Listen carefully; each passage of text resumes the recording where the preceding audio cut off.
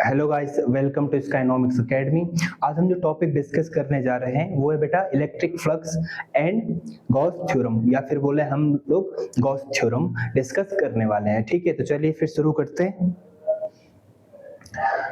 तो बेटा Gauss theorem जो है, गॉस थ्योरम को जानने से पहले आपको पता होना चाहिए किसके बारे में, इलेक्ट्रिक फ्लक्स के बारे में। ठीक है, तो इलेक्ट्रिक फ्लक्स क्या है बेटा, सबसे पहले हम बात करते हैं इलेक्ट्रिक फ्लक्स। ठीक है बेटा, इलेक्ट्रिक फ्लक्स होता है बेटा नंबर ऑफ इलेक्ट्रिक फील्ड होता है, number of electric field lines. ठीक है, कोई हमें सरफेस दे रखा है या फिर एरिया दे रखा है, उस एरिया से कितने number of electric field lines pass हो रही हैं, वही रिप्रेजेंट करता है बेटा क्या, वही रिप्रेजेंट करता है इलेक्ट्रिक फ्लक्स। मैं पहले डेफिनेशन लिख लेता हूं। It represents electric flux, electric flux over an area is represented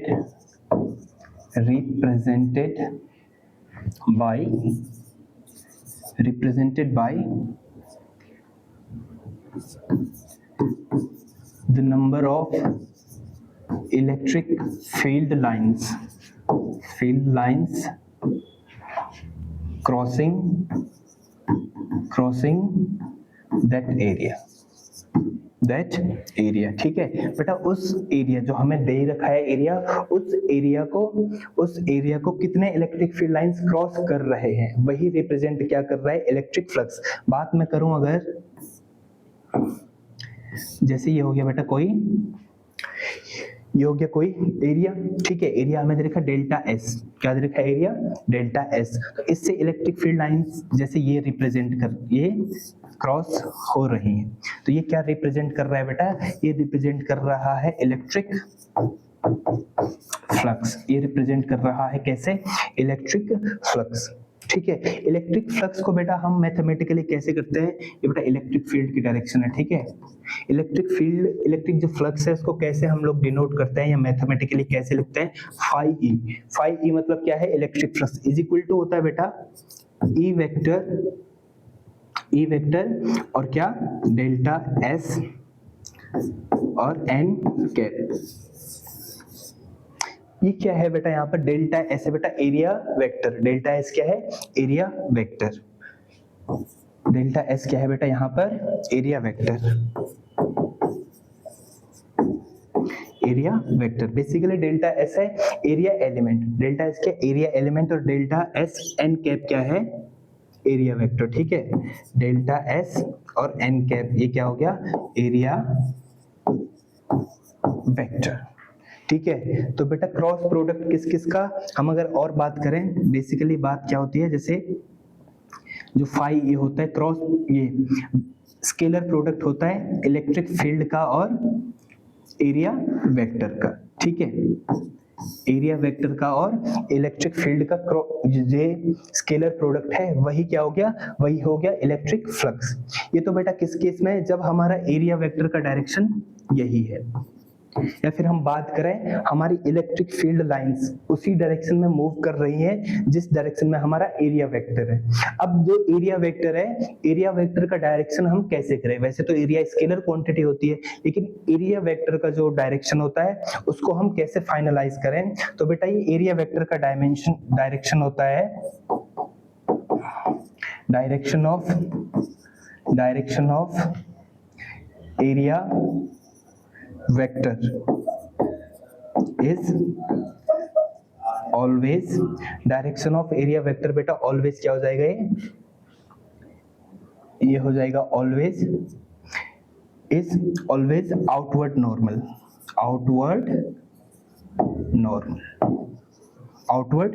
normal. ये तो कब है बेटा, जब हमारा एरिया वेक्टर का डायरेक्शन और ई वेक्टर क्या है, जो ई वेक्टर मतलब इलेक्ट्रिक फील्ड लाइन से एक ही डायरेक्शन में है। अगर मानो हमने या तो एरिया को टिल्ट कर लिया या फिर इलेक्ट्रिक फील्ड लाइंस को टिल्ट कर लिया, तो उस केस में क्या होगा,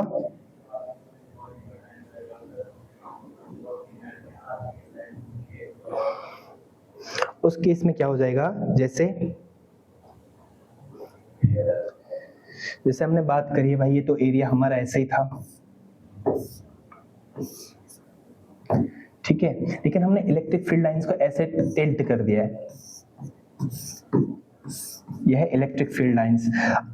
अब जो ये इलेक्ट्रिक फील्ड लाइंस है ये अगर एरिया वेक्टर के साथ जो ये एन कैप इसका डायरेक्शन है, इसके साथ बेटा थीटा एंगल बना रही है। कितना एंगल बना रही है? Theta angle. तो इसको कैसे रिप्रेजेंट करेंगे? तो फाई ई उस केस में हो जाएगा भाई, फाई ई उस केस में हो जाएगा हमारा E delta S cos theta.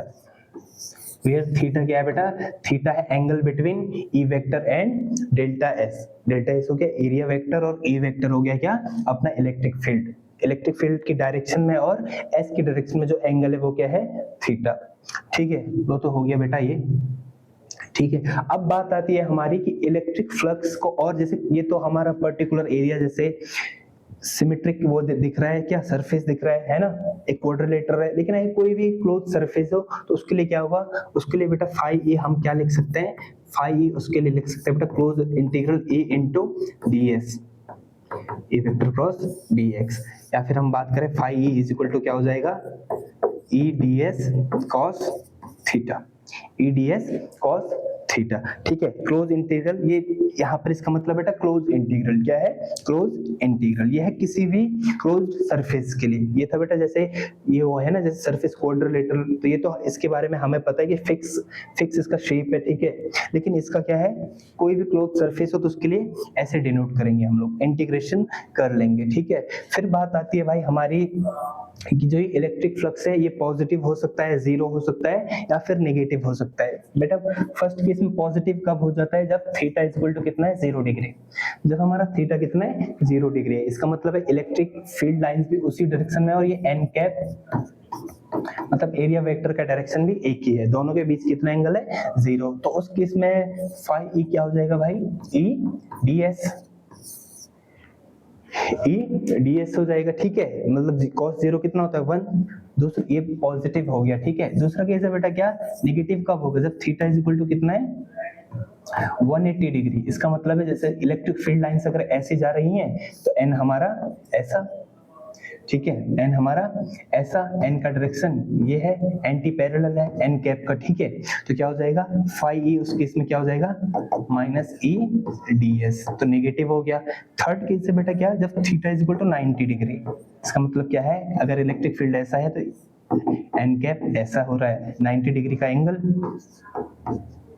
तो cos 90 मतलब 0। तो उस केस में फाई ई क्या हो जाएगा भाई? उस केस में फाई ए हो जाएगा हमारा क्या? 0। फाई ई क्या हो जाएगा? 0। अगर हम लोग अब बात करें इसकी एसआई यूनिट की, जो इलेक्ट्रिक फ्लक्स है उसका एसआई यूनिट, ठीक है, क्या है? इलेक्ट्रिक फ्लक्स का एसआई यूनिट क्या होगा बेटा?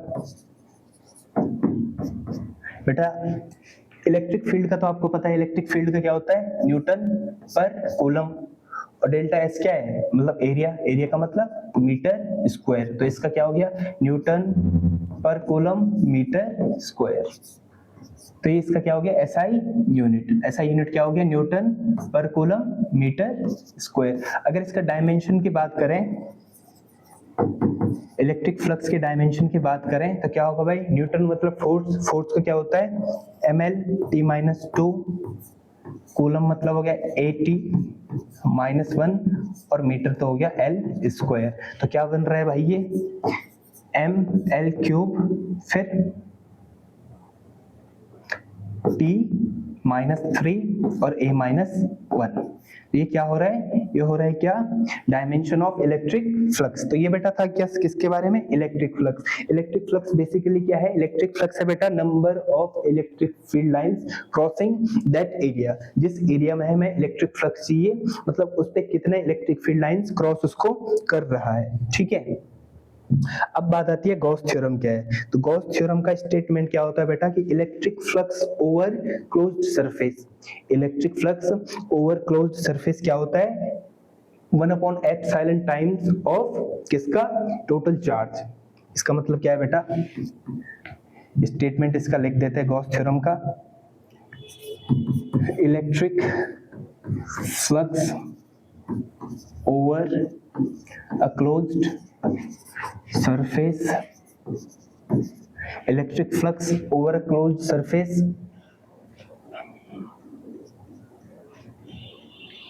electric flux over a closed surface is 1 upon epsilon naught times the charge enclosed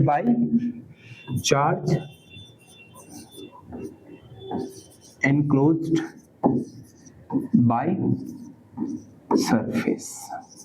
इसका मतलब क्या है, कोई क्लोज सरफेस हमने लिया, बाय द वे मैंने ले लिया स्फीयर, ठीक है, हमने क्या ले लिया भाई, एक स्फीयर ले लिया, ठीक है।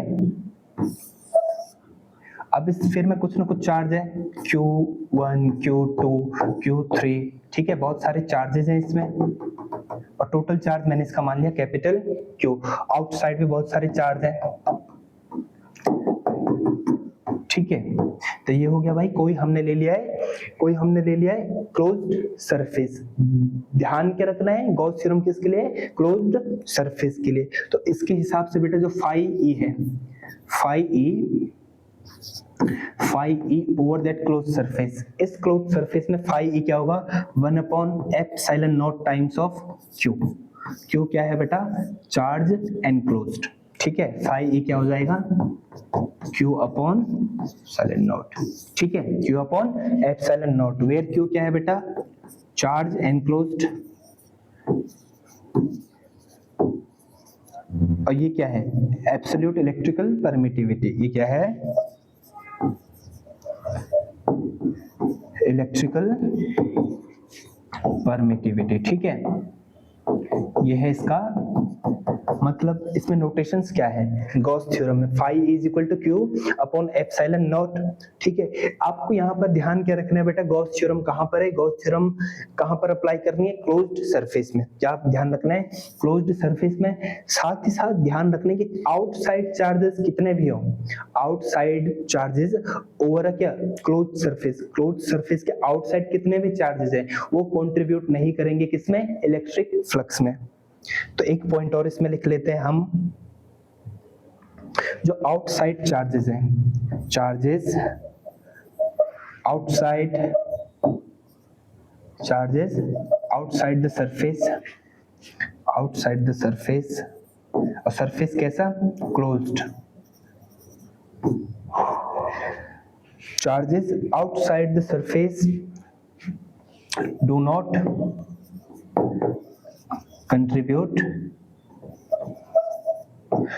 contribute in किसमें, इन इलेक्ट्रिक फ्लक्स में। इलेक्ट्रिक फ्लक्स में कौन कंट्रीब्यूट नहीं कर रहा है, आउटसाइड चार्जेस, हमेशा कौन, एनक्लोज्ड चार्जेस, चार्ज एनक्लोज्ड, ठीक है। अगर फिर से हम लोग बात करें कि जो बेटा इस Q का लोकेशन है, मतलब टोटल चार्ज का लोकेशन है इनसाइड क्या, इनसाइड द क्लोज्ड सरफेस, वो मैटर नहीं करता है। इसका मतलब क्या है, चाहे भाई इधर चार्ज ना हो, चार्ज हमारा यहाँ पर हो, चार्ज हमारा इधर हो, चार्ज हमारा इधर हो, चार्ज हमारा इधर है, ये मैटर नहीं करता है। अगला पॉइंट क्या है बेटा, अगला पॉइंट है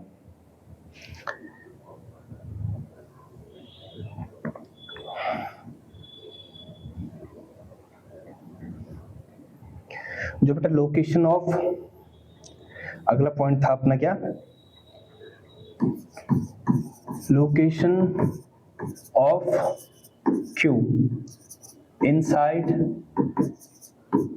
the closed surface do not matter। कहां पर भी हो उसने कंट्रीब्यूट उतना ही करना है, बस शर्त ये है बेटे, वो क्या होना चाहिए, वो होना चाहिए एनक्लोज्ड, वो क्या होना चाहिए, एनक्लोज्ड। अगला बेटा एक बात आती है छोटी सी, गॉसियन सरफेस क्या है, गॉसियन सरफेस बेटा वो सरफेस है, कौन सा सरफेस, जिस पर हम गॉस थ्योरम अप्लाई कर रहे हैं, जिस सरफेस पर हम गॉस थ्योरम अप्लाई कर रहे हैं वही क्या हो जाएगा, गॉसियन सरफेस। प्रेफर हम लोग करते हैं ये कैसा हो, स्फीयर, हम लोग प्रेफर करते हैं ये स्फेरिकल हो, ठीक है। अब हम बात करते हैं गॉस थ्योरम के प्रूफ के बारे में, ठीक है, कि गॉस थ्योरम को कैसे प्रूफ करें। बेटा मैं प्रूफ कर रहा हूं इसको स्फेरिकल सिमेट्री के लिए, ठीक है। कैसे प्रूव कर रहा हूं, स्फेरिकल सिमेट्री के लिए। तो सबसे पहले एक स्फीयर ले लेते हैं, स्फीयर का बेटा सेंटर है O प्लस Q चार्ज है, रेडियस है बेटा इसका क्या R। एक एरिया एलिमेंट ले लेता हूं मैं, एक एरिया एलिमेंट ले लेता हूं सरफेस पर, ठीक है। ये हो गया एरिया एलिमेंट ds।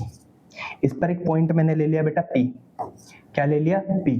तो यहाँ पर हम सबसे पहले इलेक्ट्रिक फ्लक्स निकालेंगे, उसके बाद ओवर द ये under the close surface, inside the close surface हम लोग निकालेंगे, ठीक है। तो सबसे पहले फाई निकालते हैं किसके लिए,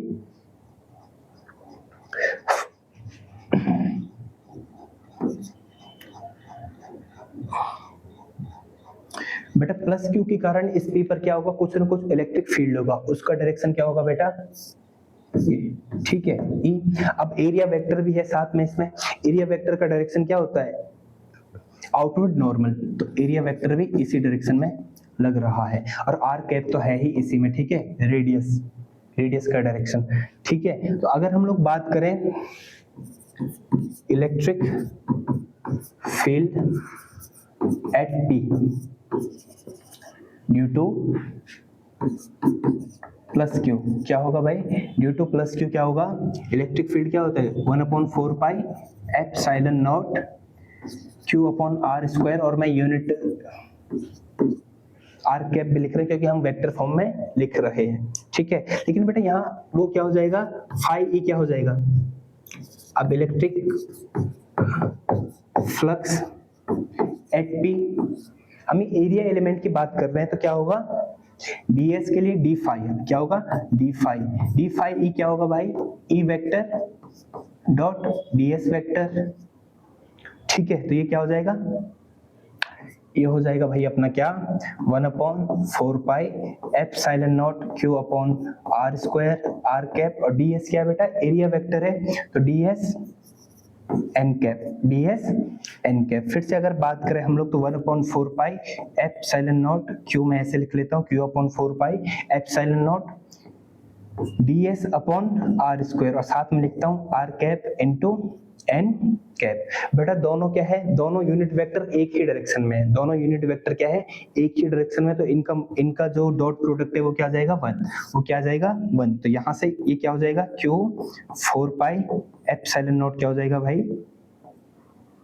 ये हो जाएगा ds अपॉन आर स्क्वायर, बस ये तो 1 हो जाना है इसने, ठीक है। ये था बेटा कितना d फाई। अब हमें चाहिए क्या, टोटल इलेक्ट्रिक फ्लक्स, हमें चाहिए क्या टोटल इलेक्ट्रिक फ्लक्स। तो टोटल इलेक्ट्रिक फ्लक्स क्या होगा भाई, now total electric flux, total electric flux बेटा क्या हो जाएगा फाई ई। अब इंटीग्रेशन हम लोग इसका कर देंगे, फाई ई क्या कर देंगे, इंटीग्रेशन, क्लोज इंटीग्रेशन किसका, q अपॉन इसका q upon 4 pi epsilon naught ds by R square. बेटा सारी क्वांटिटीज ऑलमोस्ट क्या है, कांस्टेंट है, q upon 4 pi epsilon naught हम बाहर ले लें, ठीक है, आर स्क्वायर भी बाहर आ जाएगा, बचेगा क्या ds क्या बेटा, इंटीग्रेशन इस एरिया एलिमेंट का इंटीग्रेशन, तो टोटल लेंथ ऑफ स्फीयर क्या हो जाएगा, टोटल लेंथ ऑफ इसका क्या हो जाएगा, मतलब टोटल एरिया क्या हो जाएगा, ds क्या बेटा एरिया एलिमेंट है, तो टोटल एरिया क्या हो जाता है, टोटल एरिया इसका हो जाता है 4 पाई आर स्क्वायर, ठीक है। इस सर्कल का एरिया क्या हो जाएगा 4 पाई आर स्क्वायर। तो अगर हम बात करें 4 pi epsilon naught R square into 4 pi R square, 4 pi से 4 पाई कैंसिल, आर स्क्वायर से आर स्क्वायर कैंसिल, तो क्या आ रहा है भाई, ये आ रहा है q अपॉन एप्सिलॉन नॉट, ठीक है, q अपॉन एप्सिलॉन नॉट। तो हमारा भाई क्या आ गया, हमारा गॉस थ्योरम आ गया है, हमारा गॉस थ्योरम आ गया है कितना, q अपॉन एप्सिलॉन नॉट, जो क्या था, जो था बेटा क्या 1 upon epsilon naught times to the total charge enclosed by surface, ठीक है, कैसे सरफेस, क्लोज सरफेस। तो ये क्या है बेटा प्रूफ, गॉस थ्योरम का प्रूफ है। ये तो हमने क्या करा बेटा, ये करा है,